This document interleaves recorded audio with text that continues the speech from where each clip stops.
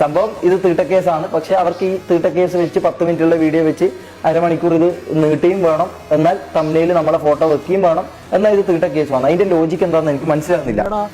അന്നിയും തൊപ്പിനിയും രൂപക്കൂട്ടിലിരുത്തി പുണ്യാളന്മാരാന്ന് പറഞ്ഞിട്ട് ഖുറാൻ അവിടെ ഇരുന്നിട്ട് തീട്ടങ്ങൾ ഉണ്ടാക്കി വെച്ച തീട്ട കേസാണ്. ഈറ്റങ്ങൾ തീട്ടങ്ങളാണ്. ഈറ്റങ്ങൾ ഇനി ഈ തീട്ടങ്ങൾ രണ്ടാമത് എന്തെങ്കിലും പറഞ്ഞു വന്നു കഴിഞ്ഞാൽ ഇവന്മാരെ നമ്പരുത് എന്ന് പറയാൻ വേണ്ടിയിട്ടാണ് വീഡിയോയിൽ ഇത്രയും കാര്യങ്ങൾ പറഞ്ഞിട്ട് പോയത്. പിന്നെ ഈയൊക്കെ ഒളിപ്പിച്ച് വെച്ച കുറേ സാധനങ്ങൾ പറയാതെ പറഞ്ഞിട്ട് പോണതും ഈയൊക്കെ ഒളിപ്പിച്ചുകൊണ്ട് പറഞ്ഞിട്ട് പോണതും അങ്ങനത്തെ ഒക്കെ പരിപാടികൾ.